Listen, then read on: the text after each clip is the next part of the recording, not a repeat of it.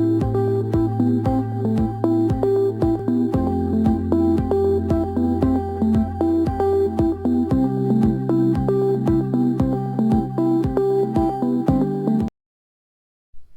बच्चों,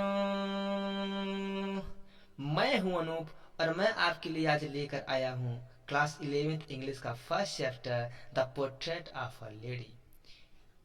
ये बिल्कुल फुल एनिमेटेड वीडियो है और आप इसको देखिए और मस्ती कीजिए।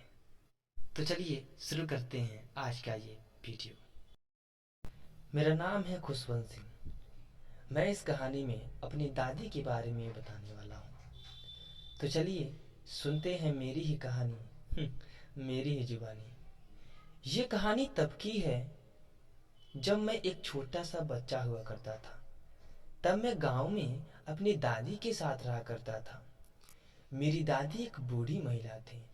अरे भाई, वो इतनी बूढ़ी थी और उनके चेहरे पर इतनी झुर्रियाँ थीं कि इस बात का अंदाजा लगाना कठिन हो जाता था कि वो इस जमाने में जवान और सुंदर महिला थी। उनके बाल बर्फ की तरह बहुत सफ़ेद थे। इतने सफ़ेद थे कि अब क्या ही कहा जाए। उनके हाथ में एक माला होती थी जिसे वो हमेशा फेरा करते थे। वहाँ दीवार पे मेरे दादाजी की तस्वीर टंगी थी। उस तस्वीर में दादाजी भी बहुत बूढ़े थे, जिनको देखकर अंदाजा नहीं लगाया जा रहा था कि वो भी एक सुंदर पति हुआ करते थे। खैर, मैं भी किस बात पर अड़ा हूँ। आइए सुनते हैं मेरी कहानी। मैं गांव में दादी के साथ रहा करता था और मेरे माता पिता शहर में रहते थे। मैं रोज सुबह स्कूल के लिए उठता था। दादी मुझे तैयार करती थी। दादी मुझे तैयार करते समय भगवान का नाम लिया करते थे, शायद इसलिए कि मुझे भी वह नाम याद हो जाए। पर अफसोस, मुझे वह नाम आज तक याद नहीं हुआ। तैयार होने के बाद सुबह नाश्ता करता हूँ। नाश्ते में बासी रोटी और मक्खन मिलता है।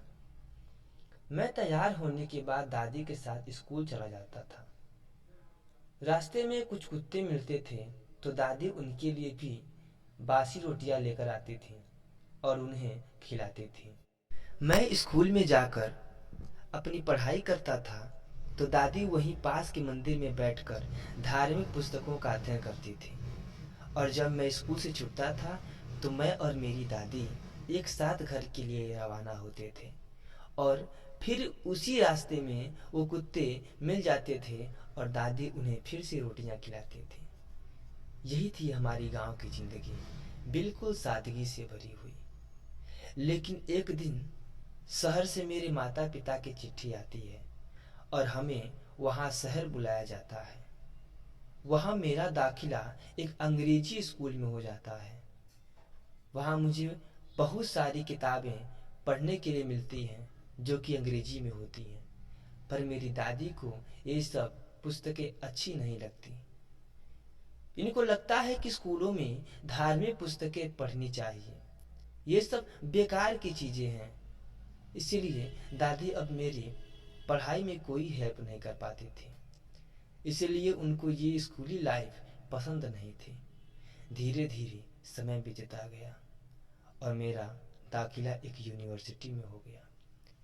अब मुझे एक अलग कमरा दिया गया था और दादी को एक अलग कमरा। दादी अब मुझसे दूर हो गई थी।